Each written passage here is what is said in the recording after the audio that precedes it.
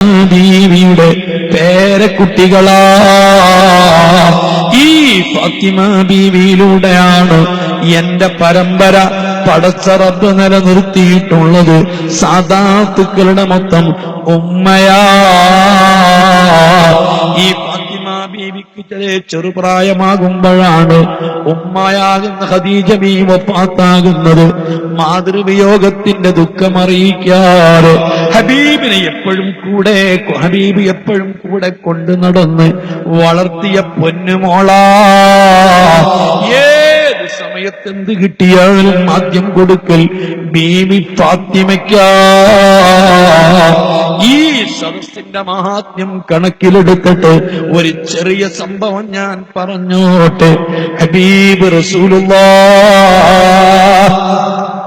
എത്ര ത്യാഗം സഹിച്ചുകൊണ്ടാ ദീൻ നമുക്ക് വളർത്തിയത്. നമുക്ക് റസൂലുള്ളാഹിന്റെ ചരിത്രം കേൾക്കാൻ ഒരു അരമണിക്കൂർ ഇരുന്നപ്പോഴേക്ക് കാല് വേദനിച്ചുവല്ലേ, നമുക്ക് തീരെ ആവുന്നില്ലല്ലേ. റസൂലുള്ളാഹി സ്വല്ലല്ലാഹു അലൈഹി വസല്ലമ തങ്ങളുടെ മഹിതമായ സന്ദേശങ്ങൾ പറയുന്ന ആ വേദിയിലൊന്നിരിക്കാൻ നമുക്ക് പല അസ്വസ്ഥതകളുണ്ടല്ലേ, പ്രയാസങ്ങളുണ്ടല്ലേ. ഹബീബിന്റെ പൊരുത്തം നമുക്ക് വേണമല്ലേ, അതിന് നല്ല താല്പര്യമുണ്ടല്ലേ. സാദാത്തുക്കളെ ദുആ വേണമല്ലേ. പക്ഷേ നമുക്ക് അല്പം സമയം വൈകിപ്പോയാൽ പ്രശ്നമാണല്ലേ. ഹബീബ് റസൂലുള്ളാഹ് അവിടെ അനുഭവിച്ച ത്യാഗമറിയുമോ? സുബ്ഹാനല്ലാഹ്. നമ്മളൊക്കെ വലിയ സുഖമായി കാണുന്നത് അതേ വയറ് നിറയെ ഭക്ഷണമാ. അതേ മുത്ത് മുഹമ്മദ് റസൂലുള്ളാഹി ഒരിക്കൽ പോലും എനിക്കല്ലാഹ് വയറ് നിറച്ചു ഭക്ഷണം വേണമേ നബി ദുആ ചെയ്തിട്ടില്ല. വഫാത്താകുന്നതിന്റെ ദിവസങ്ങൾക്ക് മുമ്പ് ആയിഷ ബീവി ചെന്നുകൊണ്ട് ചോദിച്ചതാ, തങ്ങളെ തങ്ങൾക്കൊന്ന് റബ്ബിനോട് ദുആ ചെയ്തുകൂടെ, അന്ന് വിശപ്പ് മാറാനുള്ള ഭക്ഷണം ലഭിക്കാൻ, നഗ്നത മറയ്ക്കാൻ വസ്ത്രം ലഭിക്കാൻ തങ്ങൾക്കൊന്ന് ദുആ ചെയ്തുകൂടെ? ഞാൻ ഓർക്കുകയാണ്, ഒരിക്കലതാ മദീനത്തു പള്ളിയിൽ നിന്ന് വാങ്ക് വിളിച്ചപ്പോ നിസ്കരിക്കാൻ വീട്ടിലേക്ക് ഓടുകയാണ്. അതേ ഇസ്ലാമിന്റെ ചരിത്രത്തിൽ പള്ളിയിൽ നിന്ന് എന്തോ ആവശ്യത്തിന് വേണ്ടി വന്ന സ്ത്രീകൾ പോലും നിസ്കരിക്കാൻ അവിടെ തങ്ങുന്നില്ല, വീട്ടിലേക്ക് ഓടുകയാ. മഹദി വീട്ടിലേക്ക് ഓടിയ സന്ദർഭത്തിൽ തന്റെ മരുമകൻ വീട്ടിൽ നിസ്കരിക്കുന്നില്ല, നിസ്കരിക്കാൻ പള്ളിയിലേക്ക് പുറപ്പെട്ടിട്ടില്ല. വാങ്ക് വിളിച്ചാൽ പുരുഷന്മാര് പള്ളിയിലേക്ക് നിസ്കരിക്കാൻ പോകലാണ് ഇസ്ലാമിന്റെ ശിആർ. അതാണ് സ്വഹാബത്തിന്റെ കാലഘട്ടത്തിലുള്ള സ്വഭാവം, അതാണ് സ്വഹാബത്തിന്റെ ചര്യയുള്ളത്. അതേ തന്നെ മരുമകൻ പള്ളിയിൽ നിസ്കരിക്കാൻ പോകാത്തതറിഞ്ഞ് ഈ സഹോദരിക്ക് വല്ലാത്ത വീറ വരികയാണ്, വെറുപ്പ് വരികയാ, ദേഷ്യപ്പെടുകയാ. അല്ലാഹുവിന്റെ പള്ളിയിൽ നിന്ന് വാങ്ക് വിളി കേട്ടിട്ട് എന്തുകൊണ്ട് നിസ്കരിക്കാൻ പോകുന്നില്ല? അതിന്റെ പേരിൽ മരുമകനെ ശകാരിക്കുമ്പോൾ ആ ചെറുപ്പക്കാരൻ പറയുന്നു, ഉമ്മ നിങ്ങളൊന്ന് കേൾക്കണം, എനിക്ക് വസ്ത്രമില്ല. പോകാൻ വസ്ത്രമില്ലാത്തത് കൊണ്ട് പോകാതിരുന്നത്. എന്റെ വസ്ത്രം എവിടെ?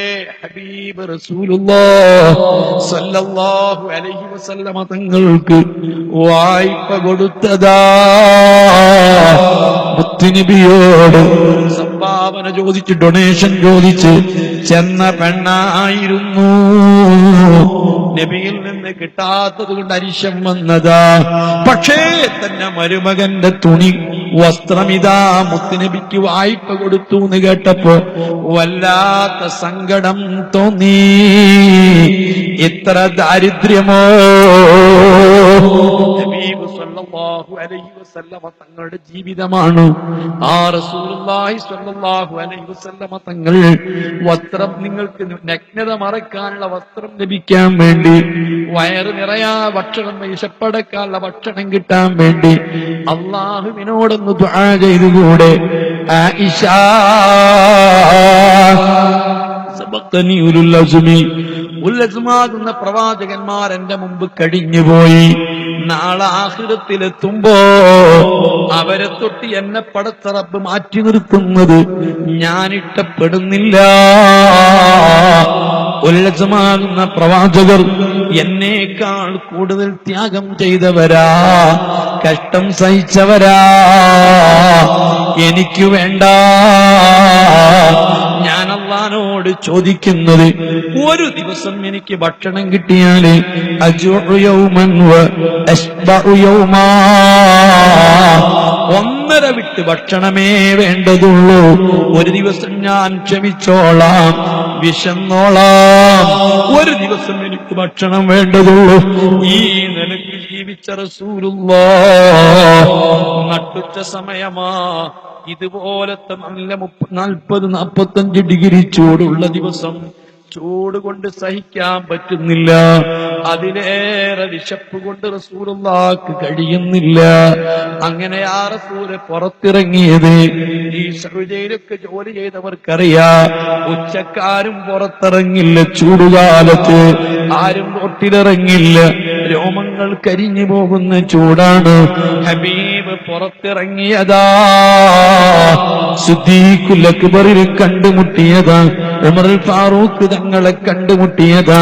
രണ്ടുപേരും അതാ പുറത്തിറങ്ങിയിരിക്കുന്നു. ചോദിച്ചു, കൂട്ടുകാരെ, എന്താണ് ഈ സമയത്ത് പുറത്തിറങ്ങിയത്? ഒന്നുമല്ല, വിശപ്പ് കൊണ്ട് മാത്രമാ. ഹബീബും അങ്ങനെ തന്നെയാ. വിശപ്പ് കൊണ്ട് എവിടെന്നെങ്കിലും അല്പം ഭക്ഷണം കിട്ടുമോ എന്ന് കരുതിയിട്ട് പുറത്തേക്ക് ഇറങ്ങിയതാ. 3 പേരും കൂടി അതാ അബൂ തുൽഹയുടെ വീട്ടിലേക്ക് അതാ ചെന്നിരിക്കുകയാ.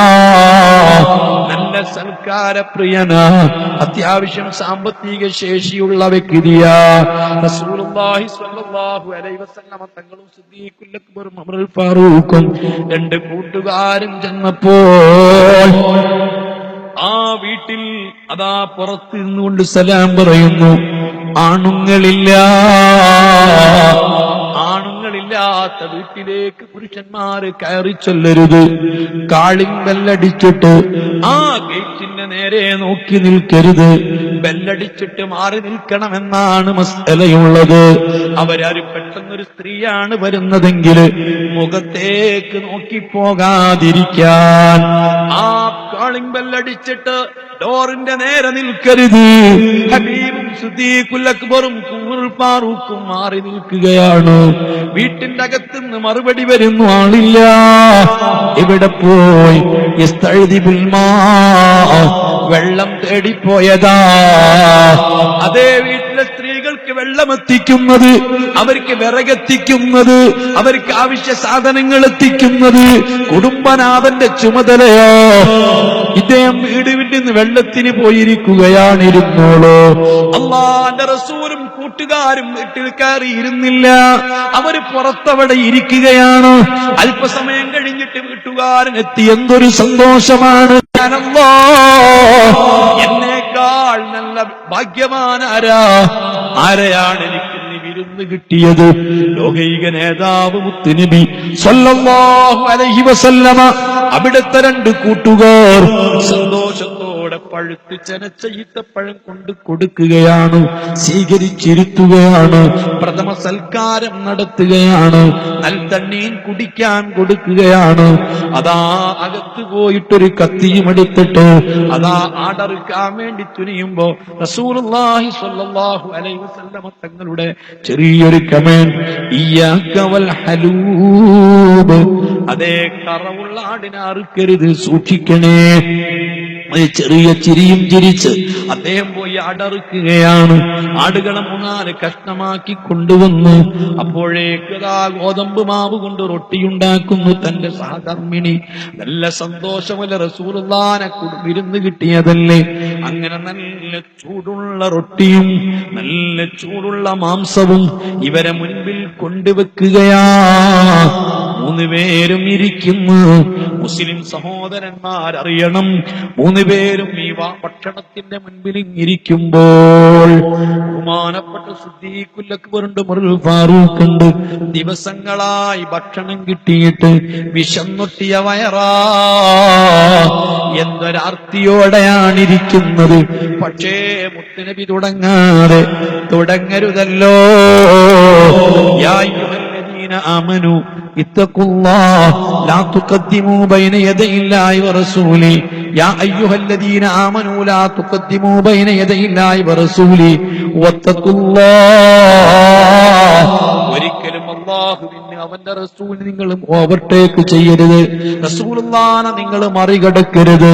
അതേ ഒരു കൂട്ടത്തിൽ ഭക്ഷണം കഴിക്കാനിരിക്കുമ്പോ കൂട്ടത്തിലൊരു സയ്യിദ് ഉണ്ടോ, ആ സയ്യിദ് തുടങ്ങരുത്. ഒരു ആലിമുണ്ടോ, ആദരിക്കപ്പെടുന്ന ഒരു വ്യക്തിത്വമുണ്ടോ, അദ്ദേഹത്തിന് അനുവാദമില്ലാതെ തുടങ്ങരുത്. ബഹുമാനപ്പെട്ട സ്വഹാബത്ത് തുടങ്ങിയില്ല. ബഹുമാനപ്പെട്ട സിദ്ദീഖുൽ അക്ബർ ഉമറുൽ ഫാറൂഖ് തങ്ങൾക്ക് വല്ലാത്ത വിശപ്പുണ്ട്. ഹബീബോ ഈ പാറുന്ന പുകമാറുന്ന ഭക്ഷണത്തിലേക്ക് നോക്കി നിൽക്കുകയാ, എടുക്കുന്നില്ല. ഹബീബ് കഴിക്കുന്നില്ല. ഞങ്ങൾ വല്ലാതെ പ്രയാസപ്പെടുന്നു. അല്ലാഹ്, ഇതെന്തൊരു പരീക്ഷണമാ. ഇങ്ങനത്തെ ഒരു പരീക്ഷണം എനിക്കുണ്ടായിട്ടില്ല. ഉമർ ഫാറൂഖ് കിടന്ന് പറയുകയാണ്, മുത്തുനബി ഞങ്ങളെ ക്ഷമ പരിശോധിക്കുകയാണ്.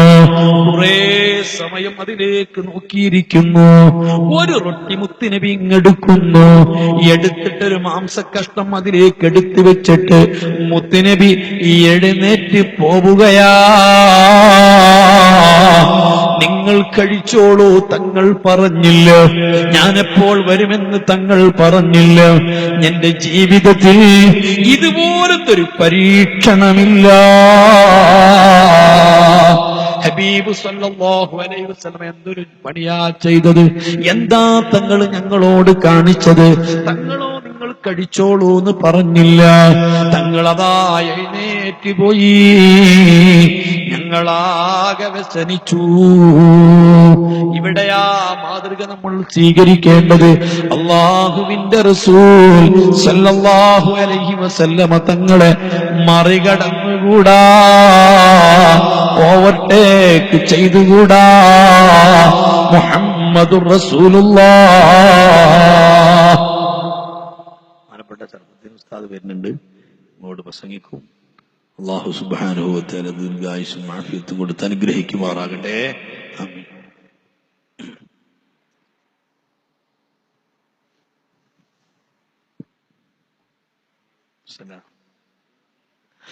അഷ്റഫുൽ ഖൽഖ് സ്വല്ലല്ലാഹു അലൈഹി വസല്ലമ തങ്ങൾ എഴുന്നേറ്റ് പോവുകയാണ്. അല്പസമയം കഴിഞ്ഞ് മുത്തു റസൂലുള്ളാഹി സന്തോഷത്തോടെ തിരിച്ചു വന്നു ഭക്ഷണത്തിനരികിൽ ഇരുന്നിട്ട് നബി സ്വല്ലല്ലാഹു അലൈഹി വസല്ലമ തങ്ങളും ഞങ്ങളും ഭക്ഷണം കഴിച്ചു. വളരെ സന്തോഷം. ആ ഭക്ഷണം കഴിച്ച ശേഷം നബി സ്വല്ലല്ലാഹു അലൈഹി വസല്ലമ തങ്ങൾ ദുആ ചെയ്തു, ബറക്കത്തിന് ദുആ ചെയ്തു. സന്തോഷത്തോടെ ഞങ്ങൾ എഴുന്നേറ്റ് പോരുമ്പോ ഞാൻ തീരുമാനിച്ചു, മുത്തുനബിയോട് ചോദിക്കാതിരിക്കാൻ പറ്റില്ല. അബൂബക്കർ സിദ്ദീഖ് റളിയല്ലാഹു അൻഹു വല്ലാത്ത പക്വതയുള്ള ആളാണ്, നല്ല സമാധാനത്തിന്റെ ആളാണ്, ഒന്നും ചോദിക്കില്ല. ഞാൻ ഉറപ്പിച്ച് ചോദിക്കും, തങ്ങൾ എന്തൊരു പരീക്ഷണമാ ഞങ്ങളെ ചെയ്തത്, എങ്ങനെയാ തങ്ങൾ ഞങ്ങളെ പരീക്ഷിച്ചത്? ചോദിക്കാതിരിക്കൂല. ഹബീബ് സല്ലല്ലാഹു അലൈഹി വസല്ലമ തങ്ങളും ഞങ്ങളും തിരിച്ചു വരുമ്പോ സിദ്ദീഖുൽ അക്ബറിനോട് നബി സല്ലല്ലാഹു അലൈഹി വസല്ലമ കുശലാന്വേഷണങ്ങൾ നടത്തുന്നു. അവിടുന്ന് പറയുന്നു തുസ്തലുന്ന യൗമഇദിൻ അനിന്നഈം. ഈ ദുനിയാവിൽ അനുഭവിച്ച സർവ്വസുഖങ്ങളെക്കുറിച്ചും അനുഗ്രഹങ്ങളെക്കുറിച്ചും റബ്ബ് ചോദ്യം ചെയ്യുന്നതാ, നിങ്ങളോട് ചോദ്യം ചെയ്യപ്പെടുന്നതാ, മറുപടി പറയേണ്ടി വരുന്നതാ. ഈ ആയത്തൊക്കെ ഓതി റസൂലുള്ളാഹി സ്വല്ലല്ലാഹു അലൈഹി വസല്ലമ തങ്ങൾ പറഞ്ഞു. പക്ഷേ ഞാൻ പറഞ്ഞു, തങ്ങളെ ഇന്ന് തങ്ങള് വല്ലാതെ ഞങ്ങളെ ഒന്ന് പരീക്ഷിച്ചു. എന്തൊരു പരീക്ഷണമാ തങ്ങളിൽ നിന്നുണ്ടായത്! എന്തേ ഞങ്ങൾ ദിവസങ്ങളോളമായി ഭക്ഷണം കഴിക്കാതെ വിശന്നുട്ടിയ വയറുമായി അല്പ ഭക്ഷണത്തിന് വേണ്ടി വെമ്പൽ കൊള്ളുന്ന അവസരത്തിൽ നല്ല രൂപത്തിലുള്ള ഭക്ഷണം കിട്ടിയപ്പോ, നല്ല ചൂടുള്ള മാംസവും റൊട്ടിയും കിട്ടിയപ്പോ തങ്ങൾ ഞങ്ങളെ വല്ലാതെ പരീക്ഷിച്ചു. കഴിച്ചോളൂ തങ്ങൾ ഞങ്ങളോട് പറഞ്ഞില്ല. എങ്ങോട്ടാ തങ്ങൾ പോകുന്നത് എന്നും പറഞ്ഞില്ല. ഞങ്ങളെ ഒന്ന് പരീക്ഷിച്ചില്ലേ?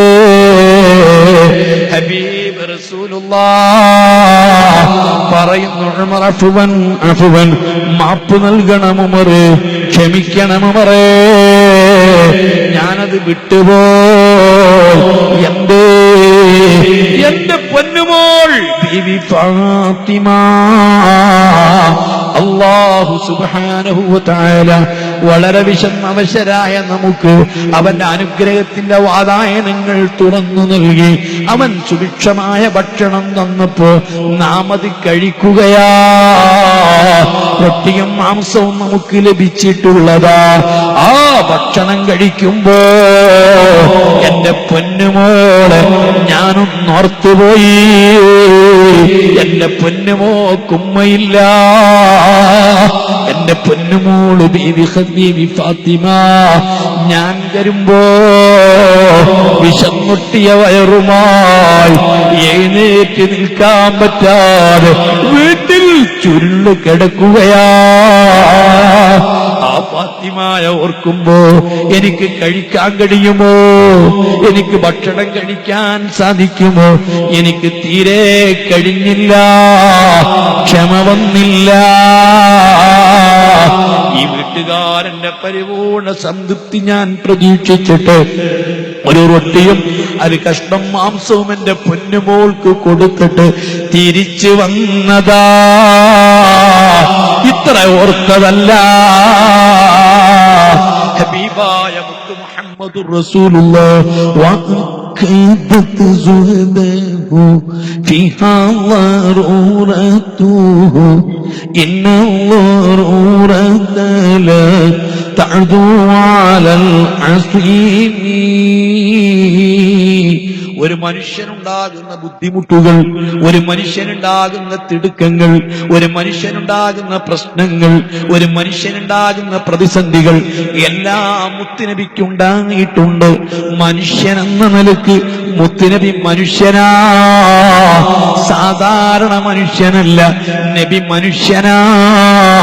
അതുകൊണ്ട് മനുഷ്യരുടെ വേദനകൾ, മനുഷ്യന്റെ വികാരങ്ങൾ, മനുഷ്യന്റെ സങ്കടങ്ങൾ, മനുഷ്യന്റെ തിടുക്കങ്ങൾ, മനുഷ്യന്റെ പ്രയാസങ്ങൾ, വിചാരവികാരങ്ങളൊക്കെ നബിക്ക് തിരിച്ചറിയുന്നതാ. ഹബീബിനത് ഉണ്ടായിട്ടുള്ളതാ. പറഞ്ഞു വന്നത്, ഏത് സമയത്തും മാതൃവിയോഗത്തിന്റെ ദുഃഖമറിയിക്കാതെ അല്ലാഹുവിന്റെ റസൂൽ സല്ലല്ലാഹു അലൈഹി വസല്ലമ കൂടെ കൊണ്ടു നടന്ന മഹദി ബീവി ഫാത്തിമ മക്കം ഫത്ഹിന്റെ അന്ന് മക്കയിൽ വന്നപ്പോ തിരിച്ചു വന്നതല്ലേ? മക്ക തിരിച്ചു പിടിച്ചതല്ലേ? സ്വാതന്ത്ര്യത്തിന്റെ കൊടി പാറിപ്പറന്നതല്ലേ? സന്തോഷത്തിന്റെ ദിവസങ്ങളല്ലേ? അല്ലാഹ് ഈ ഒരു ദിവസത്തിന് വേണ്ടി എത്രയാണ് എന്റെ പ്രിയപ്പെട്ട ഉമ്മ ആഗ്രഹിച്ചിരുന്നത്. ഈ സനാൻ എന്റെ ഉമ്മാക്ക് കഴിഞ്ഞില്ലല്ലോ. എന്റെ ഉമ്മ ജീവിതം കണ്ണടയ്ക്കുന്നത് വരെ ഇങ്ങനത്തെ ഒരു ദിവസമുണ്ടായില്ലല്ലോ. ആ ഫാത്തിമ ബീവി ചോദിക്കുന്നു, ഉപ്പാ, നമ്മള് മക്കയിൽ വന്നാൽ മക്കയിൽ ദിവസങ്ങളോളം താമസിക്കുമ്പോ, ഞാൻ 2-3 ദിവസം നമ്മൾ താമസിക്കുമ്പോ എവിടെയാ ടെന്റ് കെട്ടേണ്ടത്, എവിടെയാ താമസിക്കേണ്ടത്, ഏത് ലോഡ്ജാണ് എടുക്കേണ്ടത്? ഹബീബ് റസൂലുള്ളാഹ് മക്കയിൽ തങ്ങാൻ പോവുകയാണ്. സന്തോഷത്തിന്റെ ദിവസങ്ങളാണ്, മക്ക തിരിച്ചു പിടിച്ച ദിവസങ്ങളാണ്. അതേ ഉത്ബത്തിന്റെ കിരാതമർദ്ദനങ്ങളും പീഡനങ്ങളും കണ്ടിട്ട് കണ്ണുനീർ പൊഴിച്ച ബീവി ഫാത്തിമ ഹബീബായ മുത്തുനബിയുടെ കഅബാലയത്തിന്റെ മുറ്റത്ത് സുജൂദിൽ കിടക്കുമ്പോ ചീനാറുന്ന കൊടൽമാല കഴുത്തിൽ കൊണ്ടിട്ട സമയത്ത് അത് വാരി പുറത്തേക്കിട്ട് പൊട്ടിക്കരഞ്ഞുകൊണ്ട് ഖുറൈശികളെ കശക്കി പറഞ്ഞ ബീവി ഫാത്തിമ, എന്തൊരു സന്തോഷത്തിന്റെ ദിവസമാ! ഈ സന്തോഷത്തിന്റെ ദിവസം നാം ഒന്ന് കൊണ്ടാടാൻ എവിടെയാണ് ടെന്റ് കെട്ടേണ്ടതെന്ന് ചോദിച്ചപ്പോ മുത്തുനബിന്റെ മറുപടി, അൽ ഹജൂർ, എന്റെ പ്രിയപ്പെട്ട ബീവി ഖദീജ, ഈ ദിവസമൊന്നു കാണണം, ഈ രംഗമൊന്നു കാണണം. ഖദീജ ബീവിക്ക് കാണാൻ പറ്റുന്ന, ഖദീജ ബീവി അന്തവിശ്രമം കൊള്ളുന്ന ഹജൂർ എന്ന സ്ഥലത്തായിരിക്കട്ടെ നമ്മുടെ ടെന്റ്.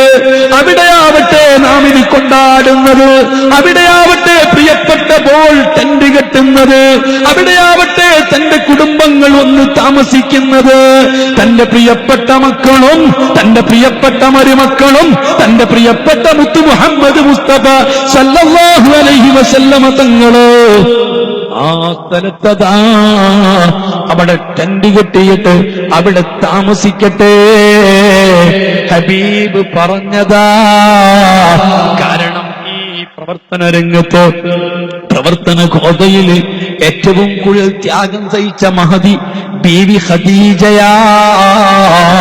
പിൽക്കാലത്ത് മുത്തു മുഹമ്മദുർ റസൂലുള്ളാഹി സല്ലല്ലാഹു അലൈഹി വസല്ലമ തങ്ങളുടെ ജീവിതത്തിലേക്ക് പടച്ച റബ്ബ് തെരഞ്ഞെടുത്തിട്ട് ഓരോ സാഹചര്യങ്ങൾ അനുസരിച്ചിട്ട് ഇസ്ലാമി ദഅവത്തിന്റെ പ്രബോധനത്തിന്റെ മസ്ലഹത്തുകൾക്കനുസൃതമായിട്ട് അതിനനുയോജ്യമായ രൂപത്തിലുള്ള പ്രത്യേക സാഹചര്യങ്ങള് കല്യാണം നബി നടത്തിയിട്ടുണ്ട്.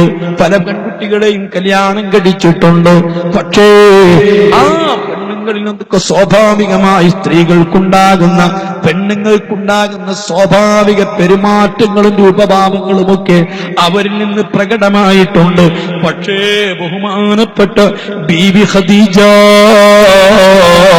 റളിയല്ലാഹു അൻഹയിൽ നിന്ന് ഒരിക്കൽ പോലും ഒരു സൗന്ദര്യ പിണക്ക് പോലും ഉണ്ടായിട്ടില്ല. ഖദീജ എന്നോർത്ത സമയത്ത് മുത്തുനബി പിന്നെ കരയാതിരുന്നിട്ടില്ല. ഖദീജ ബീവി റളിയല്ലാഹു അൻഹാ പിൽക്കാലത്ത് ബഹുമാനപ്പെട്ട ആയിഷ ബീവി പറയുന്നു, നബി സല്ലല്ലാഹു അലൈഹി വസല്ലമ തങ്ങളുടെ ഈ ഭാര്യാപദത്തിലേക്ക് മൂന്നാമതായി കയറി വന്ന മഹദിയാണ് ബീവി ആയിഷ. രണ്ടാമത് മുത്തുനബി കല്യാണം കഴിച്ചത് ബഹുമാനപ്പെട്ട സൗദാ ബീവിയാ. വളരെ പ്രായമുള്ള മഹദിയാ. നബി സല്ലല്ലാഹു അലൈഹി വസല്ലമ തങ്ങളുടെ നിന്ന് മാതൃക നമ്മൾ ഉൾക്കൊള്ളേണ്ടതില്ലേ? ഞാനതാ മഹിതമായ സന്ദേശം പ്രസംഗിച്ചാൽ മതിയോ? നബി സല്ലല്ലാഹു അലൈഹി വസല്ലമ അതേ അവിടുന്ന് 49 വയസ്സുള്ളപ്പോഴാണ് ഖദീജ ബീവി ലോകത്തോട് വിട പറയുന്നത്. ഖദീജ ബീവിക്ക് 64 വയസ്സാണ്. അതുവരെ വേറൊരു ഭാര്യയെക്കുറിച്ച് ചിന്തിച്ചിട്ടില്ല, ഒരു കല്യാണത്തെക്കുറിച്ച് ആലോചിച്ചിട്ടില്ല. നബി സല്ലല്ലാഹു അലൈഹി വസല്ലമ തങ്ങളെ പ്രിയപ്പെട്ട മഹദി ഖദീജ ബീവി വഫാത്തായപ്പോ മുത്തുനബിയെ കൊണ്ട് രണ്ടാമതൊരു കല്യാണം കഴിപ്പിക്കാൻ വേണ്ടി ഏറ്റവും കൂടുതൽ ശ്രമം നടത്തിയത് മഹദി ബീവി ഫാത്തിമ. അതേ സമയത്ത് ഇന്നത്തെ മക്കളോ ഉമ്മയൊന്ന് മരണപ്പെട്ടാൽ ഉപ്പാക്കൊരു പെണ്ണ് വേണമെന്ന് തോന്നിയാൽ അതിനെതിർക്കുന്ന എത്ര മക്കളുണ്ട്, എത്ര സഹോദരിമാരുണ്ട്.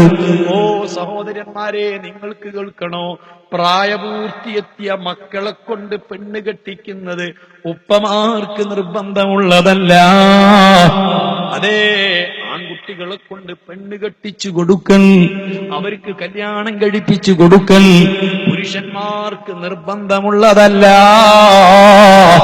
അതേ സമയത്ത് വിവാഹത്തിലേക്ക് ആവശ്യമുള്ളൊരു പിതാവാണ്.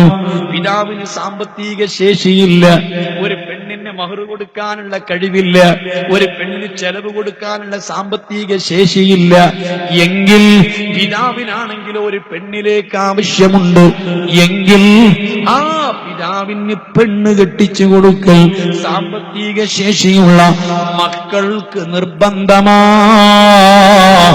അവരെ ബാധ്യതയാ.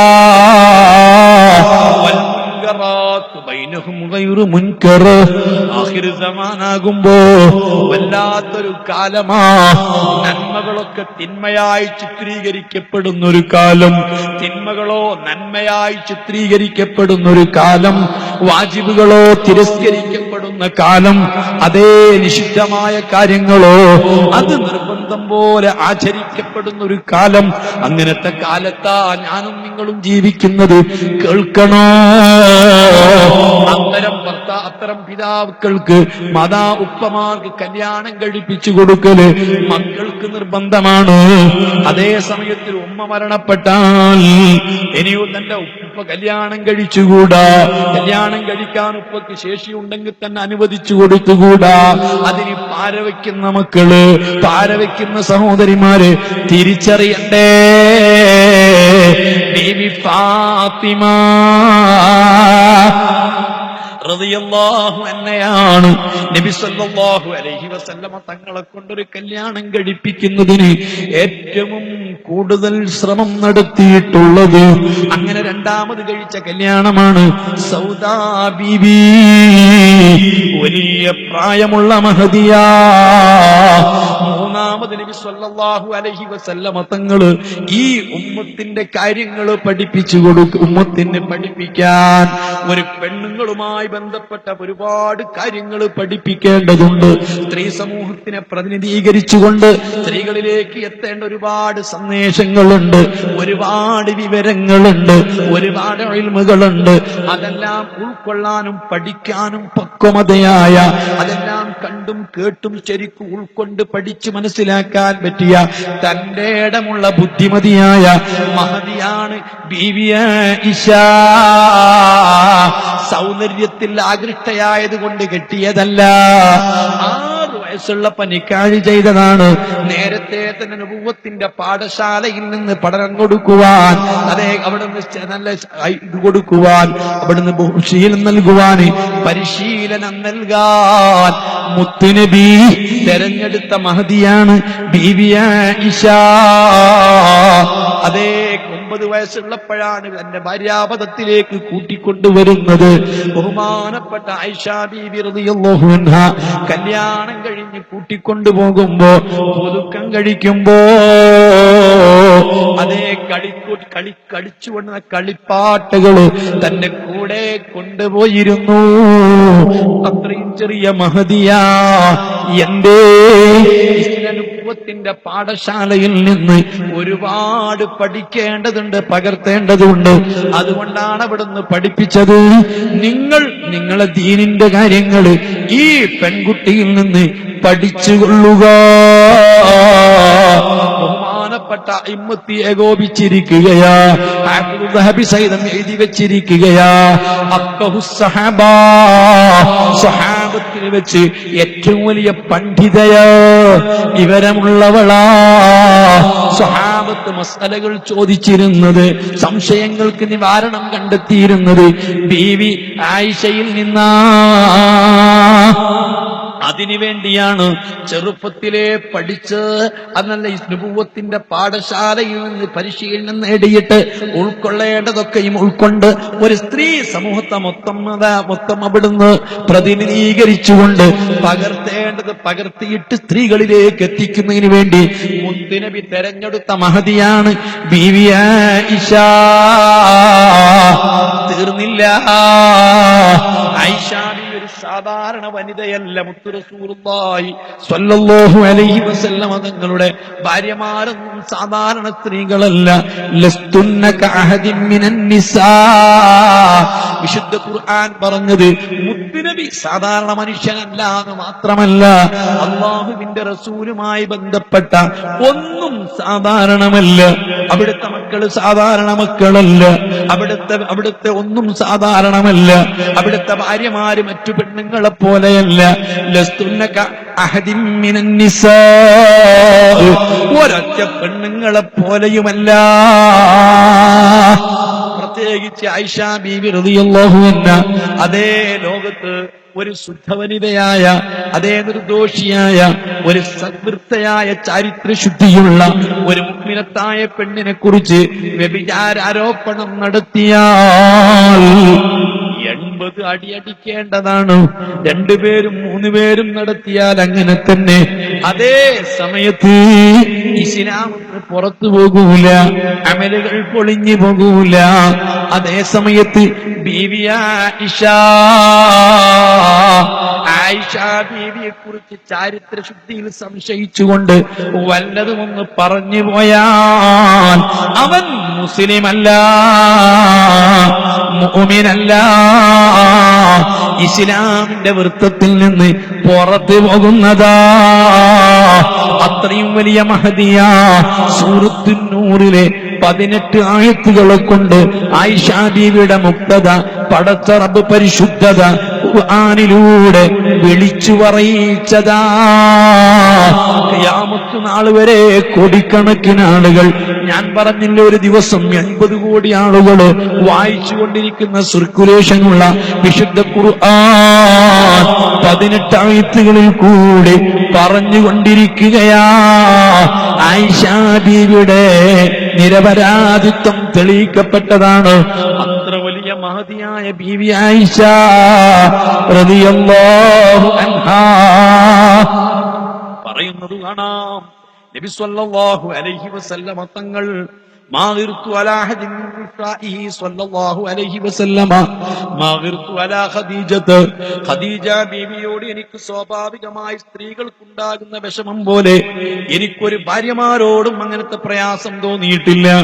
പെണ്ണുങ്ങളല്ലേ പ്രയാസമുണ്ടാകുമല്ലോ, പക്ഷേ ഒരു പെണ്ണിനോട്, മുത്തുനബിന്റെ ഒരു ഭാര്യമാരോടും എനിക്കങ്ങനെ തോന്നിയിട്ടില്ല. ഖദീജ ബീവിയോട് തോന്നിയതുപോലെ. അതേ സമയത്ത് എന്നെ കല്യാണം കഴിക്കുന്നതിന്റെ വർഷങ്ങൾക്ക് മുമ്പ് ഖദീജ ബീവി വഫാത്തായിട്ടുണ്ട്. ഹിജ്റയുടെ മുമ്പ് 3 വർഷം മുമ്പ് ബഹുമാനപ്പെട്ട ഖദീജ ബീവി വഫാത്തായിട്ടുണ്ട്. അതേ സമയത്ത് എനിക്ക് വെറുപ്പ് തോന്നിയത് സ്വാഭാവികമായും ഖദീജ ബീവിയോടാണ്. ലിമാ കുൻതു അസ്മഉഹു യദ്കുറുഹാ. എന്റെ പ്രിയപ്പെട്ട മുത്തുനബി ഈ ഖദീജ ബീവിയെ കുറിച്ച് പറയുന്നത് കേൾക്കുന്നതിനാൽ എപ്പോഴും ഖദീജ ബീവിന്റെ പൊലിമയാ പറയുന്നത്, ഖദീജ ബീവിന്റെ പ്രത്യേകതകളാ പറയുന്നത്. കാനത്ത് കൈത്ത, എന്റെ ഖദീജ അങ്ങനെയായിരുന്നു. എന്റെ ഖദീജ വല്ലാത്ത സ്നേഹമുള്ളവളായിരുന്നു. ഖദീജ ബീവിന്റെ മഹിതമായ കാര്യങ്ങൾ എണ്ണി എണ്ണി പറയുന്നത് കേൾക്കുന്നതിനാൽ എനിക്ക് സ്വാഭാവികമായും വെറുപ്പ് തോന്നിയിരുന്നു. റുബ്ബമായ ഘോഷാത്തൻ, ചിലപ്പോഴൊക്കെ മുത്തുനബി ആടിനെ അറുത്തിട്ട് ആടിനെ പല പീസുകളാക്കി ഖദീജ ബീവിന്റെ ചങ്ങാതികളിലേക്ക് കൊടുത്തയക്കൽ പതിവായിരുന്നു. ഇങ്ങനെ മുത്തു റസൂലുള്ളാഹി ഖദീജ ബീവിനെ ഓർത്തപ്പോ കരയാതിരുന്നിട്ടില്ല. ഒരിക്കൽ അല്ലാഹുവിന്റെ റസൂൽ ഇതാ പൊട്ടിക്കരയുന്നു. ഞാൻ ചോദിച്ചു എന്തേ? നോക്കുന്ന സമയത്ത് ബഹുമാനപ്പെട്ട ബീവി ഹാല എന്റെ വീട്ടിൽ വന്നതാ. ഖദീജ ബീവിന്റെ ജേഷ്ഠത്തിയാണ്. തങ്ങൾ എന്തേ കരയുന്നീ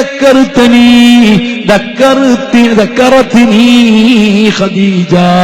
ഖദീജ ബീവിന്റെ ജേഷ്ഠ സഹോദരി ഖാല എന്റെ വീട്ടിലേക്ക് വന്നപ്പോൾ എന്റെ ഖദീജ എനിക്ക് ഓർമ്മ വന്നുപോയി. ഖദീജയെ ഞാൻ ഓർത്തുപോയി. അത് ഓർത്തുകൊണ്ട് കരഞ്ഞതാ. ഈ വലിയ മനുഷ്യൻ അല്ലാഹു ജനങ്ങളുടെ നേതാവാകുന്ന മുത്തുനബി ഒരു പ്രിയപ്പെട്ട ഭാര്യ ഓർത്ത് കരയുന്നുവെങ്കിൽ മക്കളെ, ഭാര്യമാരോടുള്ള സ്നേഹം അത്രയാ. ഒരു ഭർത്താവിന് ഒരു മനുഷ്യന് തന്റെ മക്കളോടുള്ള സ്നേഹം പോലെയല്ല, മകളോടുള്ള സ്നേഹം പോലെയല്ല, തന്റെ കുഞ്ഞുങ്ങളോടുള്ള സ്നേഹം പോലെയല്ല ഭാര്യയോട് ഉണ്ടാവേണ്ടത്. മാതാപിതാക്കൾക്കിടയിലുള്ള ബന്ധം റഹ്മത്തിന്റെ ബന്ധമാണ്. ഒരു ഉപ്പാക്ക് മകളോടുള്ള ബന്ധം, ഒരു ഉപ്പാക്ക് മകളോടുള്ള സ്നേഹം, ഒരു ഉപ്പാക്ക് തന്റെ മോനോടുള്ള സ്നേഹമല്ല തന്റെ ഭാര്യയോട് ഉണ്ടാവേണ്ടത്. തന്റെ മോളോടുള്ള കരുണയല്ല ഭാര്യയോടുണ്ടാവേണ്ടത്. വിശുദ്ധ ഖുർആൻ പറഞ്ഞില്ലേ, വമിൻ ആയാതിഹി അൻ ഖലഖലകും മിൻ അൻഫുസികും ലിതസ്കുനൂ ഇലൈഹാ വജഅല ബൈനകും മവദ്ദത്തൻ വറഹ്മ. നിങ്ങൾക്ക് നിങ്ങളുടെ ശരീരങ്ങളിൽ നിന്ന് ഇണകളെ സൃഷ്ടിച്ചു. ആ ഇണകളുടെയും നിങ്ങളുടെയും ഇടയ്ക്ക് തസ്കുനൂ ഇലൈഹാ, നിങ്ങൾക്ക് അങ്ങോട്ട് ചെല്ലാൻ, നിങ്ങൾക്ക് സമാധാനിപ്പിക്കാൻ, നിങ്ങളെ സ്വാന്തനപ്പെടുത്താൻ, നിങ്ങൾക്ക് സ്നേഹം നൽകാൻ, നിങ്ങളെ താലോലിക്കാൻ, നിങ്ങളുടെ പ്രശ്നങ്ങൾ ഇറക്കി വെക്കാനുള്ള അത്താണിയായിട്ട് നിങ്ങൾക്ക് നിങ്ങളുടെ ശരീരങ്ങളിൽ നിന്ന് അവൻ ഇണകളെ സൃഷ്ടിച്ചത്.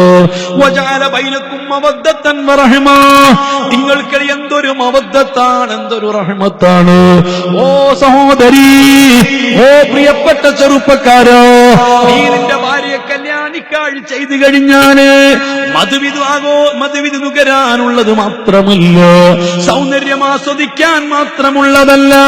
നിന്റെ പ്രിയപ്പെട്ട ഭാര്യന്റെ കവിളുകൾ ചുളിയുമ്പോൾ, സൗന്ദര്യം അസ്തമിക്കുമ്പോൾ, അല്ലാ സൗന്ദര്യമില്ലാതെയാകുമ്പോൾ, ആ പ്രിയപ്പെട്ട ഭാര്യയെല്ലാം നഷ്ടപ്പെടുമ്പോൾ, അപ്പോഴും നിന്റെ ഭാര്യയോട് നിനക്ക് റഹ്മത്ത് വേണ്ടതുണ്ട്.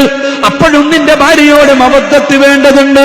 63 വയസ്സ് പ്രായമുള്ള മുത്ത് മുഹമ്മദ് മുസ്തഫ ഒരാട്ടിൻ പുറകെടുത്ത് കടിച്ച് താഴെ വെച്ചാൽ അവിടുന്ന് പ്രിയപ്പെട്ട ആയിഷ ബി വന്നാൽ കടിക്കുന്നത് റസൂലുള്ളാഹിന്റെ പല്ല് തട്ടിയ സ്ഥലമാണ്, റസൂലുള്ളാഹിന്റെ ചുണ്ട് തട്ടിയ സ്ഥലമാണ്. ആ നിലക്കുള്ള റഹ്മത്താണ് ഭാര്യ ഭർത്താക്കൾക്കിടയില്.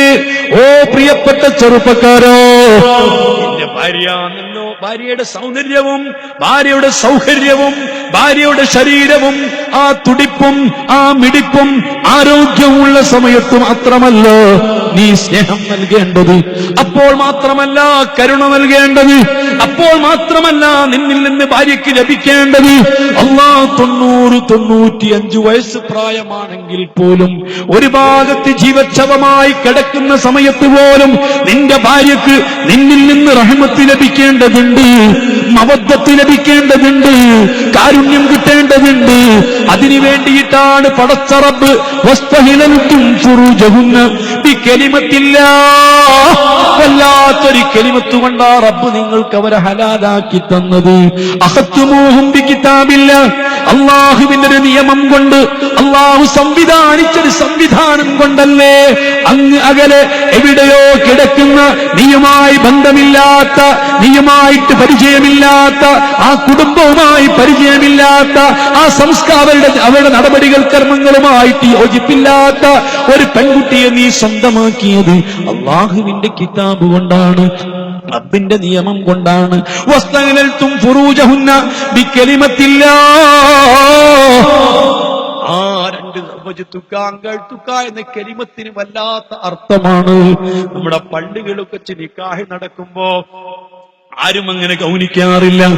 ഈ നിക്കാഹിന്റെ സദസ്സിനെ പറ്റി, ഈ നിക്കാഹിന്റെ വേദിയെ സംബന്ധിച്ച്, അതിന് നേതൃത്വം കൊടുക്കുന്നവരെ സംബന്ധിച്ച്, അവിടുത്തെ പ്രാർത്ഥനകളെ സംബന്ധിച്ച്, ആ പറയുന്ന വേടുകളെ സംബന്ധിച്ച്, ആ പറയുന്ന ലഫ്ളുകളെ സംബന്ധിച്ച് വേണ്ടതുപോലെ ചിന്തിച്ചിട്ടുണ്ടോ? ഇല്ല സഹോദരാ. ആ ആ കലിമത്തിന് വല്ലാത്തൊരു ബന്ധമാണ്. ആ ബന്ധം കൊണ്ട് ഭാര്യ ഭർത്താക്കളെ പരസ്പരം ബന്ധിപ്പിച്ചു കഴിഞ്ഞാൽ, ആ രണ്ട് കലിമത്ത് കൊണ്ട് പരസ്പരം കൂട്ടിയിണക്കി കഴിഞ്ഞാൽ, ആ ബന്ധമൊന്ന് വേർപ്പെടുത്തി കിട്ടാൻ സഹോദരാ, ആ ചെറുപ്പക്കാരൻ മനസ്സ് വെക്കാതെ കഴിയുന്നതല്ല. ആ ചെറുപ്പക്കാരൻ മനസ്സറിഞ്ഞുകൊണ്ടെന്ന് പറഞ്ഞില്ലെങ്കിൽ, ആ ബന്ധമൊന്ന് വേർപ്പെടുത്തിയില്ലെങ്കിൽ, ആ ബന്ധത്തെ അവൻ തന്നെ ഇല്ലാതെയാക്കിയില്ലെങ്കിൽ, അത് വേർപ്പെടുത്താൻ ഒരു മനുഷ്യന് കഴിയില്ല. നിന്റെ സ്വാധീനങ്ങൾക്ക് കഴിയില്ല, നിന്റെ കഴിവുകൾക്ക്, നിന്റെ മറ്റു സ്രോതസ്സുകൾക്ക് കഴിയില്ല. അത്രയും നല്ലൊരു കെട്ടുറപ്പാണ്, അത്രയും നല്ലൊരു ബന്ധമാണ് ഈ രണ്ട് കലിമത്തുകൾ കൊണ്ട് നിങ്ങൾക്കിടയിൽ ഉണ്ടാക്കി തീർത്തത് എന്ന് മുത്തുനബി പഠിപ്പിച്ചതാണ്. ഞാൻ നീട്ടി പറയുന്നില്ല. അർഹമുർ റഹീമീനായ റബ്ബുൽ ഇസ്സത്ത് ഹബീബായ മുത്തു മുഹമ്മദുർ റസൂലുള്ളാഹി സ്വല്ലല്ലാഹു അലൈഹി വസല്ലമ തങ്ങളുടെ ആ മഹിതമായ സന്ദേശങ്ങൾ ഉൾക്കൊണ്ട് ജീവിക്കാൻ നമുക്ക് തൗഫീഖ് നൽകട്ടെ. എന്റെ പ്രിയപ്പെട്ട സഹോദരിമാരെ, ബഹുമാനപ്പെട്ട ബീവി ഖദീജ, ആ ഖദീജ ഓർത്തപ്പോൾ പിന്നെ കരയാതിരുന്നിട്ടില്ല. ഖദീജ ബീവി മരിക്കാൻ കിടക്കുന്നത് എങ്ങനെയാ? ശൈബ് അബീ ത്വാലിബിന്റെ, അബൂ ത്വാലിബിന്റെ ആ ശൈബ് അബീ ത്വാലിബ് എന്ന് പറയുന്ന പ്രാന്തപ്രദേശത്ത് പട്ടിണി കിടന്നിട്ട്, അതാ പച്ചിലകൾ കടിച്ചിട്ട്, ശരീരമൊക്കെ ിട്ട്, എല്ലാം കൊണ്ടും തളർന്നിട്ട്, സ്വന്തം മക്കളെ വിട്ടി പിരിഞ്ഞിട്ട്, ആ നിലയ്ക്ക് ത്യാഗം സഹിച്ചുകൊണ്ട് ജീവിക്കുമ്പോഴാ റസൂലുള്ളാഹിന്റെ പ്രിയപ്പെട്ട ഭാര്യ ഖദീജ ബീവിക്ക് പനിക്കുകയാണ്. കിടുകിടേ വെറുത്തുകൊണ്ട് പനിക്കുന്നു. റസൂലുള്ളാഹി സ്വല്ലല്ലാഹു അലൈഹി വസല്ലമ തങ്ങൾ അടുത്തേക്ക് വന്നപ്പോ ബഹുമാനപ്പെട്ട മുത്തുനബിയെ സമാധാനിപ്പിക്കുന്നു. നബിക്ക് ഇനി ആരാ? ഏക താങ്ങും തണലുമായി നബിക്ക് മക്കത്തുണ്ടായിരുന്നത് അബൂ ത്വാലിബ. അബൂ ത്വാലിബോ മരണപ്പെട്ടത് ആ വർഷമാ. പിന്നീട് നബി സല്ലല്ലാഹു അലൈഹി വസല്ലമ തങ്ങൾക്ക് ഒരത്താണിയായത്, ഒരു ചിറകായിട്ടുള്ളത് ബീവി ഖദീജയാ. ഖദീജ ബീവിന്റെ വിരഹം റസൂലുള്ളാഹിക്ക് വരുത്തി വെച്ച ദുഃഖത്തിന്റെ ആഴം ബഹുമാനപ്പെട്ട ഖദീജ ബീവിക്ക് തിരിച്ചറിയുമായിരുന്നു. അതിനാൽ മരിക്കുന്നതിന്റെ മുൻപ് നബി സല്ലല്ലാഹു അലൈഹി വസല്ലമ തങ്ങളെ മാറോട് ചേർത്തി പിടിച്ചിട്ട് അവിടുന്ന് പറയുന്നു, തങ്ങളെ, തങ്ങൾ ദുഃഖിക്കരുത്, തങ്ങൾ ഒരിക്കലും ടെൻഷനാവരുത്, തങ്ങൾ പ്രയാസപ്പെടരുത്. വല്ലാഹി ലാ യുഹ്സികല്ലാഹ്, തങ്ങൾ പരാജയപ്പെടൂല, തങ്ങൾക്കൊരിക്കലും അഭിമാനത്തിന് ക്ഷതമേൽക്കൂല. തങ്ങളെ ദീന് വളരുകയാ, അതിവിടെ പറക്കാൻ പോവുക, പറന്ന് പന്തലിക്കാൻ പോവുകയാ. അതേ വിജയത്തിന്റെ വെന്നിക്കൊടി പാറിപ്പറക്കാൻ പോവുകയാ. ഹബീബ് സ്വല്ലല്ലാഹു അലൈഹി വസല്ലമ തങ്ങൾ അവിടുത്തെ കണ്ണിൽ നിന്ന് കണ്ണുനീർ രണ്ട് ഭാഗത്തിൽ കൂടി ചാലിട്ടൊഴുകുകയാണ്. ഖദീജ, നീ എന്നെ പിരിയുകയോ? മുത്തുനബി ആ സന്ദർഭത്തിൽ അങ്ങനെ നനച്ചിരുന്നില്ല, ഓർത്തിരുന്നില്ല. അന്ന് ഖദീജ ബീവി റളിയല്ലാഹു അൻഹ വഫാത്താകുന്ന സമയത്ത് വലിയ നിസ്കാരമില്ല, ഇസ്ലാമിൽ വന്നിട്ടില്ല. വളരെ ദുഃഖത്തോടെ ഹബീബ് സ്വല്ലല്ലാഹു അലൈഹി വസല്ലമ അവിടുത്തെ ഉപ്പുപ്പ അബ്ദുൽ മുത്തലിബിനെ മറവ് ചെയ്ത ഹജൂനിൽ മറവ് ചെയ്തതാ. നബി സല്ലല്ലാഹു അലൈഹി വസല്ലമ തങ്ങൾക്ക് ആ റസൂലുള്ളാഹിന്റെ ദീനീ പ്രബോധനത്തിന്റെ ചരിത്രം പറയുമ്പോ, തീക്ഷ്ണമായ പരീക്ഷണങ്ങളുടെ കഥകൾ പറയുമ്പോ ഖദീജ ബീവിയെ പറയാതിരിക്കാൻ കഴിയില്ല. എനിക്ക് സന്താനങ്ങൾ പിറന്നത് ഖദീജ ബീവിയിലൂടെയാണ്. ഈ ഉമ്മത്ത് റസൂലുള്ളാഹി സ്വല്ലല്ലാഹു അലൈഹി വസല്ലമ തങ്ങളുടെ പരമ്പരയായിട്ട് സാദാത്തുക്കൾക്ക് ജന്മം കൊടുത്തത് ഈ ഖദീജ ബീവിയിലൂടെയാ. അതുപോലെ ആ റസൂലുള്ളാഹി സ്വല്ലല്ലാഹു അലൈഹി വസല്ലമ തങ്ങളുടെ മറ്റു ഭാര്യമാരൊക്കെ വഫാത്താകുന്ന സമയത്ത് 9 ഭാര്യമാര് നിലവിലുണ്ട്. 11 കല്യാണങ്ങൾ കഴിച്ചിട്ടുണ്ട്. ഖദീജ ബീവി മരണപ്പെട്ടവരിൽ പെടും. അതുപോലെ ബീവി സൈനബ് റളിയല്ലാഹു അൻഹാ മുത്തുനബി സ്വല്ലല്ലാഹു അലൈഹി വസല്ലമ തങ്ങളെ മുൻപിൽ വഫാത്തായ മഹദിയാണ്. 2 മാസം മുത്തുനബിന്റെ കൂടെ ജീവിച്ച മഹദിയാണ്. എല്ലാ മഹദിമാരെ കുറിച്ചും ഈ സമയത്ത് പറയാൻ സമയമില്ലാത്തതുകൊണ്ട് ഞാൻ അവസാനിപ്പിക്കുകയാണ്. ഓരോ ഭാര്യമാരെ കല്യാണം കഴിച്ച സന്ദർഭത്തിലും പ്രത്യേകം സാഹചര്യങ്ങളാണ്. അതാണ് ബഹുമാനപ്പെട്ട ആയിഷ ബീവി റളിയല്ലാഹു അൻഹയെ സ്ത്രീകളെ പ്രതിനിധാനം ചെയ്തുകൊണ്ട് അവരുമായി ബന്ധപ്പെട്ട സകല കാര്യങ്ങളും ഉമ്മത്തിന് പഠിപ്പിക്കുന്നതിന് വേണ്ടി ദിഷണാശേഷിയുള്ള പെൺകുട്ടി എന്ന നിലക്ക് പടച്ച റബ്ബ് തെരഞ്ഞെടുത്ത മഹദിയാ ബീവി ആയിഷ. ആയിഷ ബീവി റളിയല്ലാഹു അൻഹയെ കൊണ്ട് ആ സ്വഹാബത്ത് ദുആ ചെയ്യിപ്പിച്ചിരുന്നത്. ഫാത്തിമ ബീവിയേക്കാൾ വയസ്സ് കുറവാണ് ആയിഷ ബീവിക്ക്. ആയിഷ ബീവിയോട് ഫാത്തിമ റളിയല്ലാഹു അൻഹ പല ആവശ്യങ്ങൾക്ക് വേണ്ടി ദുആ ചെയ്യിപ്പിക്കൽ പതിവായിരുന്നു. നബി സ്വല്ലല്ലാഹു അലൈഹി വസല്ലമ തങ്ങളുടെ അതേ ജീവിതം ശരിക്കും ഒപ്പിയെടുത്ത് റസൂലുള്ളാഹി സ്വല്ലല്ലാഹു അലൈഹി വസല്ലമ തങ്ങളിൽ നിന്ന് ആയിരക്കണക്കിന് ഹദീസുകൾ റിപ്പോർട്ട് ചെയ്തിട്ട് ഉമ്മത്തിന് നൽകിയിട്ടുള്ള മഹദി ബീവി ആയിഷ 18 വയസ്സുള്ള സമയത്ത് വിധവയായിട്ട് 64 വയസ്സ് ജീവിക്കുമ്പോ ആ 64 വയസ്സിനിടയിൽ ഒരു പെണ്ണെങ്ങനെ ചാരിത്രം സംരക്ഷിക്കണം, അന്യപുരുഷന്മാരെ തൊട്ടെങ്ങനെ മറയണം, എങ്ങനെ ഇസ്ലാമിന്റെ ചട്ടക്കൂട്ടിൽ ജീവിക്കണമെന്ന് ഉമ്മത്തിന് പഠിപ്പിച്ച മഹദിയാണ്, വിശുദ്ധ വനിതയാണ് ബീവി ആയിഷ. 18 വയസ്സ് വഫാത്താകുന്ന സമയത്തുള്ളൂ. ഹബീബായ മുത്തുനബി വഫാത്താകുമ്പോ അവിടുന്ന് വഫാത്താൻ 64 വയസ്സുള്ളപ്പോഴാണ്.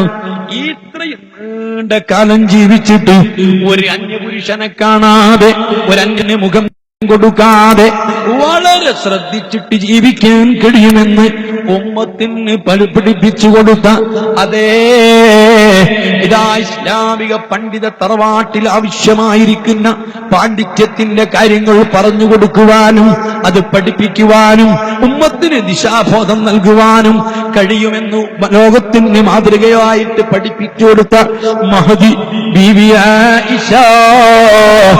വായിൽ വാക്ക് പറഞ്ഞാൽ കറക്റ്റാണ്. അതേ ബഹുമാനപ്പെട്ട ആയിഷ ബീവിന്റെ വായിൽ നിന്ന് പറഞ്ഞാൽ മതി, അത്രയും കറക്റ്റാ. ഏത് പ്രാർത്ഥനക്കും മുസ്തജാബു ദഅവയാണ്. അതേ ആയിഷ ബീവി റളിയല്ലാഹു അൻഹാ അതാ സിഫീൻ സമരം നടക്കുമ്പോ ആ സമരന്റെ കക്ഷികൾക്കിടയിൽ ഒരു മധ്യസ്ഥത്തിന്റെ റോൾ അഭിനയിച്ചിട്ട് ബഹുമാനപ്പെട്ട ആയിഷ ബീവി പോയിരുന്നു. പക്ഷെ ഒട്ടകത്തിന്റെ കൂടാരത്തുനിന്ന് പുറത്തിറങ്ങിയിട്ടുണ്ടായിരുന്നില്ല. അങ്ങനെ സമരമൊക്കെ കഴിഞ്ഞിട്ട് തിരിച്ചു പോരുമ്പോ തന്റെ പ്രിയപ്പെട്ട കൊച്ചാങ്ങള അബ്ദുറഹ്മാൻ ഇബ്നു അബീ ബക്കർ റളിയല്ലാഹു അൻഹു ഈ ഒട്ടകത്തിന്റെ പിറകിൽ വെച്ചിരിക്കുന്ന കൂടാരത്തിന്റെ ഉള്ളിൽ ആയിഷ ബീവി ഉണ്ടോന്നറിയാൻ വേണ്ടി ഒന്ന് കൈയിട്ട് നോക്കിയതാ. കൈ ഇട്ട സമയത്ത് ബഹുമാനപ്പെട്ട ആയിഷ ബീവിക്കറിയില്ല എന്നെ കൊച്ചാങ്ങളെയാണെന്ന് പറഞ്ഞുപോയി. മൻമദ്ദയദഹു ഇലാ ഹരീമിൻ നബി സ്വല്ലല്ലാഹു അലൈഹി വസല്ലമ അഹറഖഹുല്ലാഹു ബിന്നാർ. അല്ലാഹുവിന്റെ റസൂലിന്റെ പത്നിമാരെ കൊള്ള കൈ നീട്ടുന്നവന്റെ കൈ പടച്ച റബ്ബ് തീ കൊണ്ട് കരിച്ചു കളയട്ടെ എന്ന് പ്രാർത്ഥിച്ചു പോയി. പ്രാർത്ഥിച്ച് തീർന്നപാട് തന്റെ കൊച്ചാങ്ങള അബ്ദുറഹ്മാൻ ഇബ്നു അബീ ബക്കർ താത്താ ഖുൽ ബിനാരി ദുനിയാ, ദുനിയാവിലെ തീകൊണ്ട് കരിക്കണേന്ന് തിരുത്തി പറയൂ. നിങ്ങൾ അങ്ങ് പറഞ്ഞാൽ കരിയുമെന്ന കാര്യം ഉറപ്പാണ്. അള്ളാഹുവിന്റെ കഠിന കഠോരമായ നരകം കൊണ്ടാവരുത്. അള്ളാന്റെ റസൂലിന്റെ പ്രിയപ്പെട്ട ഭാര്യമാരെ കൊള്ള കൈ നീട്ടിയവന്റെ കൈ അള്ള തീ കൊണ്ട് കരിക്കട്ടെ എന്ന് നിങ്ങൾ ദുആ ചെയ്തെങ്കിലേ, അന്യ ഒരു പുരുഷനാണെന്ന് കരുതിയിട്ടാ നിങ്ങൾ പ്രാർത്ഥിച്ചതെങ്കിൽ ഉറപ്പാണത് കരിയും എന്ന കാര്യം ഉറപ്പാണ്. പക്ഷേ നിങ്ങൾ തിരുത്തി പറയണം, ദുനിയാവിലെ തീ കൊണ്ട് പറയണം. ഇത്താത്ത ആയിഷ ബീവി തിരിച്ചു പറഞ്ഞു ദുനിയാ. അത്രയും ആയിഷ ബീവി പ്രാർത്ഥിച്ചാൽ ഉത്തരം കറക്റ്റാണോ? ഈ അബ്ദുറഹ്മാൻ ഇബ്നു അബീ ബക്കർ എങ്ങനെയാ മരണപ്പെട്ടത് നിങ്ങൾക്കറിയുമോ? പിൽക്കാലത്ത് ദീനീ പ്രബോധനത്തിന് ഒരു ക്രിസ്ത്യാനികളുടെ രാജ്യത്ത് ചെന്നപ്പോൾ ആ ശത്രുവായ ഭരണാധികാരി പിടിച്ചു കൊണ്ടുപോയി. അതേ, അഭയം തേടിയിട്ട് പട്ടാളക്കാരെടുത്ത് അഭയം തേടിയിട്ട് ഒരു പ്രായം ചെന്ന ഉമ്മാന്റെ വീട്ടിൽ കയറിയതാണ്. ഉമ്മയോട് പറഞ്ഞു, ഞാനിവിടെ ഉണ്ടെന്ന് നിങ്ങൾ പറയരുത്. അങ്ങനെ ബഹുമാനപ്പെട്ട അബ്ദുറഹ്മാൻ അബീ ബക്കർ റളിയല്ലാഹു അൻഹു ഒളിച്ചിരിക്കുകയാണ്. അതേ, ഈ ഉമ്മ ശത്രുക്കൾക്കത് പറഞ്ഞുകൊടുത്തു. അങ്ങനെ ബഹുമാനപ്പെട്ട ഉള്ളിൽ നിന്ന് പിടിച്ച് പുറത്തു കൊണ്ടുവന്ന് ഒരു കഴുതപ്പുറത്ത് ഭദ്രമായിട്ട് പിടിച്ച് വരിഞ്ഞു കെട്ടിയിട്ട് ആ കഴുതയെയും ബഹുമാനപ്പെട്ട അബ്ദുറഹ്മാൻ റളിയല്ലാഹു അൻഹുവിനെയും അതാ മണ്ണെണ്ണയൊഴിച്ച് തീ കൊടുത്തു. കത്തിക്കരിഞ്ഞു. കഴുതയുടെ ശരീരമേത്, ബഹുമാനപ്പെട്ടവരുടെ ശരീരമേതെന്ന് തിരിച്ചറിയാൻ വിധം ആ നിലക്ക് കത്തിക്കരിഞ്ഞു പോയി. ആയിഷ ബീവിയുടെ പ്രാർത്ഥനയുടെ ഫലമാ. അത്രയും വലിയ മഹദിയാണ് ബീവി ആയിഷ. എത്രയെത്ര പ്രത്യേകതകളുണ്ട്. ഞാൻ അവസാനിപ്പിക്കുകയാണ്. അതേ, റസൂലുള്ളാഹി സ്വല്ലല്ലാഹു അലൈഹി വസല്ലം തങ്ങളെ ഭാര്യമാരെ എടുത്തു 9 അല്ല 11 ഭാര്യമാരെ എടുത്ത് പരിശോധിക്കുമ്പോഴും അവരെ കല്യാണം കഴിച്ചതിന് അതിന് പ്രത്യേക സാഹചര്യങ്ങളുണ്ട്. പ്രത്യേക ദീനീ പ്രബോധന രംഗത്ത് വഴിത്തിരിവുകൾ സൃഷ്ടിച്ചിട്ടുണ്ട്. ചില ഉന്നത കുടുംബങ്ങളുമായി ബന്ധം സ്ഥാപിച്ചിട്ടുണ്ട്. അതേ, യഥാർത്ഥത്തിൽ ചിന്തിക്കുമ്പോ 2 അമ്മോശന്മാരും 2 മരുമക്കളുമാണല്ലോ 4 ഖലീഫമാര്. സിദ്ദീഖുൽ അക്ബർ ഫാറൂഖ് 2 പേരും റസൂലുള്ളാഹിയുടെ അമ്മോശന്മാരാണ്. അതേസമയത്ത് അലിയാർ ഉസ്മാൻ റളിയല്ലാഹു അൻഹുമാ 2 പേരും മുത്തുനബിന്റെ മരുമക്കളാണ്. ഇങ്ങനെ ഉന്നതമായ പല കുടുംബത്തിൽ വിവാഹ ബന്ധത്തിൽ ഏർപ്പെട്ടുകൊണ്ട് ആയിരക്കണക്കിന് ആൾ ഇസ്ലാമിലേക്ക് കടന്നു വരാൻ സാഹചര്യം ഒരുക്കിയിട്ടുണ്ട്. അതേ, ഇസ്ലാമിനോട് ശത്രുതയായിരുന്ന പല ആളുകളും അതുപോലെ ശത്രുതയിൽ നിന്ന് പിന്മാറി കഴിഞ്ഞിട്ടുണ്ട്. ഇങ്ങനെ ഇസ്ലാമിക പ്രബോധന രംഗത്ത് വലിയ നേട്ടമുണ്ടാക്കുന്ന രൂപത്തിലുള്ള കല്യാണങ്ങളാ മുത്തുനബി നടത്തിയത്. അതിനൊക്കെ പ്രത്യേകം സാഹചര്യങ്ങളാണ്.